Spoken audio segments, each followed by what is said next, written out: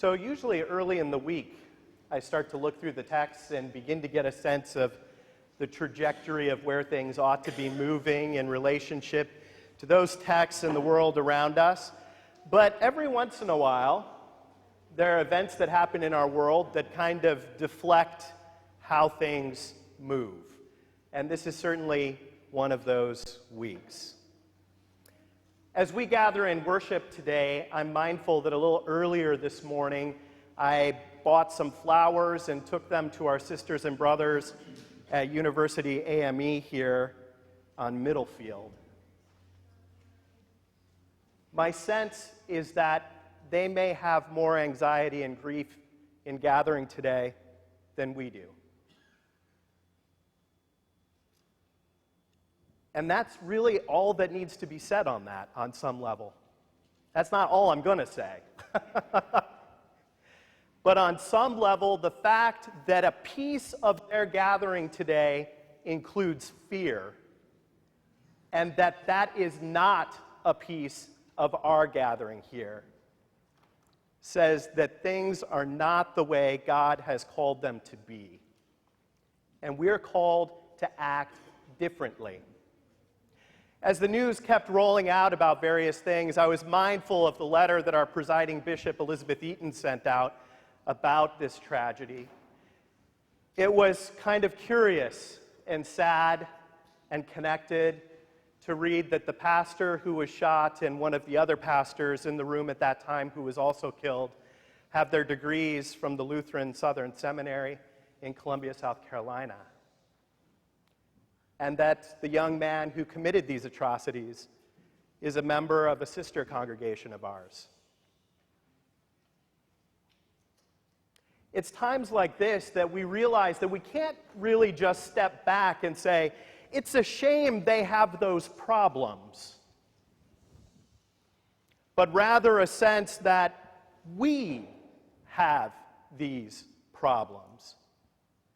We hear voices in the media and other places that say, well, people should just get over stuff and move on, in the context of a state capitol where the Confederate battle flag is at full staff against an American flag that is at half staff.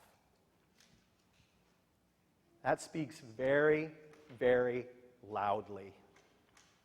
The other thing that there are groups in our nation don't want to talk about is that guns kill people. And we are awash in them. Most people only have two hands. How many do we need? We are ranked right up there with most of the worst places in South America for gun deaths in the United States. And if the answer is, well, we can't do any better, that's a shame / not accurate. When you go to the doctor and you have a serious, complicated medical issue, do you step into that office and say, let's sort this all out, but I want to tell you right up front, I've got a list of things that we're not going to do to treat it? We would never do that. And so why do we address complex problems in our world, starting with all the things that we're going to take off the table and not discuss? That's not how adults approach problems. It's kind of how the disciples in the boat approached problems.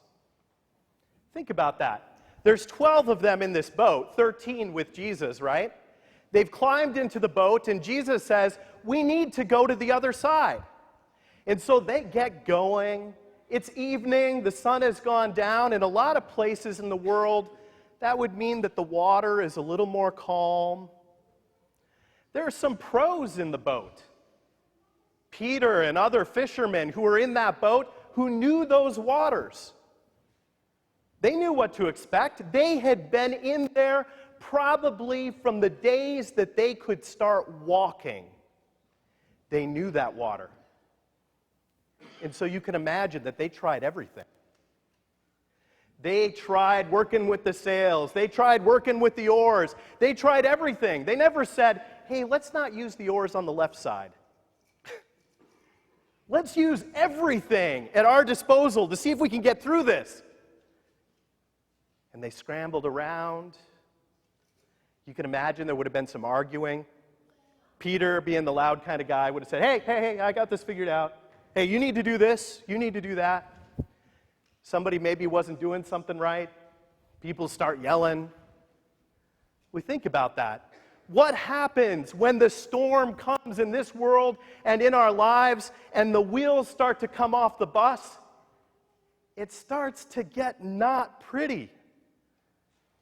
It reminds me in our confession this morning where we say, be kind to one another.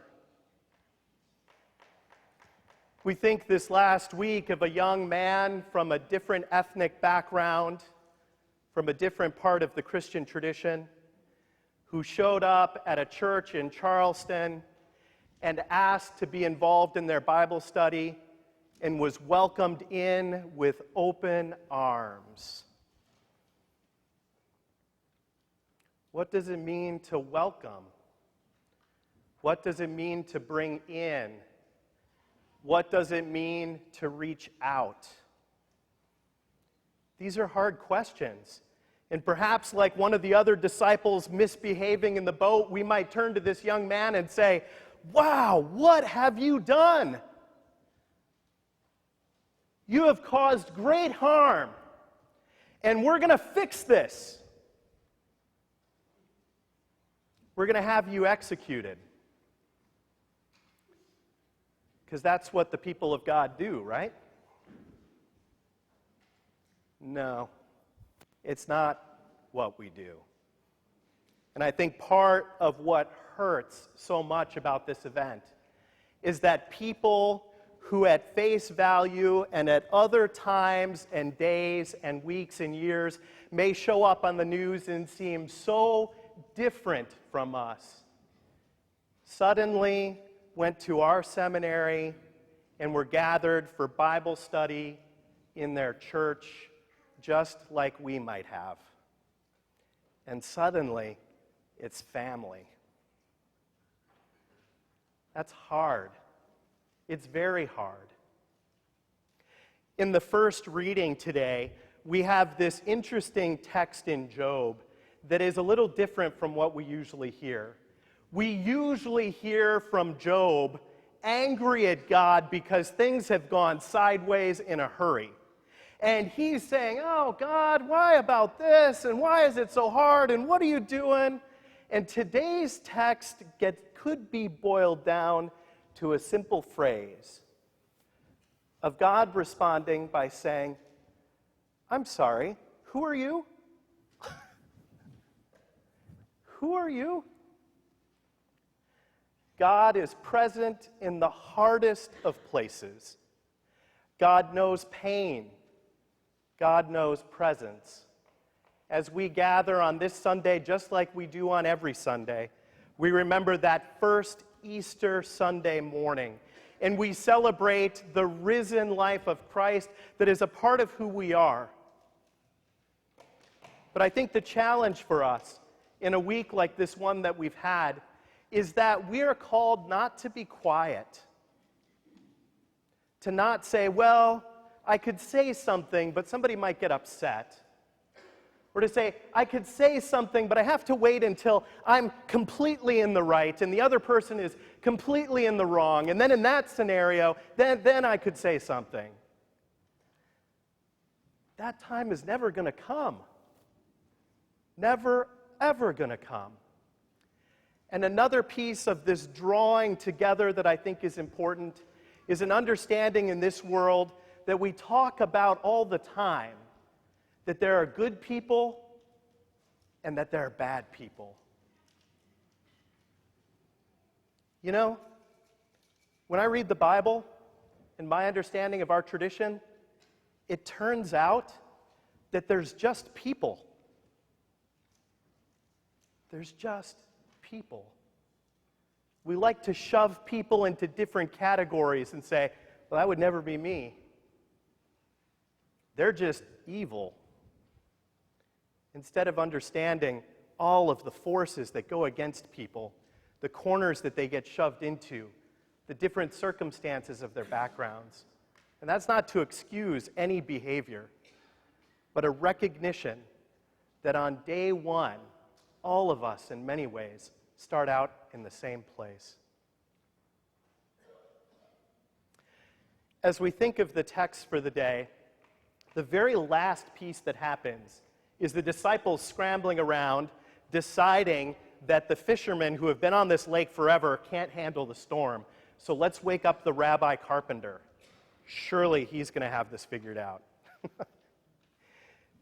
So they wake up Jesus, and they're not looking for advice. Do you notice the question that they ask? Do you not care that we are perishing? Do you not care that we are perishing? Whose voices might we hear that question of today? Do you not care that we are perishing? Jesus gets up. The word is rebukes. Rebukes. In Scripture, water is the chaos that works against God and God's order. And Jesus rebukes the storm. Later, he will rebuke Peter. It would be the same word. But a sense that Christ brings us peace. Christ brings us hope. You notice that in the story, Jesus doesn't snap his fingers and they're all on the land. He doesn't grab them all and drag them somewhere else. They're still in the boat. They're still together.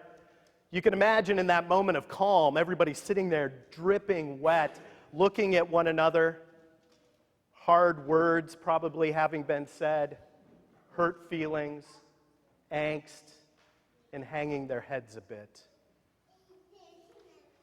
As we move through this week and the weeks to come, there are a couple of things from this text and from this week that I think we ought to be encouraged about. One is that we are encouraged to speak and not be silent. We're all in circles where people say inappropriate things, and we are called not to be quiet. When I was on internship in Northwest Ohio, where Youngstown is, I remember early in the year my supervisor coming to me and saying, "We don't take Coon Day off, but you're welcome to if you want." At 24, I had no idea what he was talking about because we didn't use that kind of language where I was from.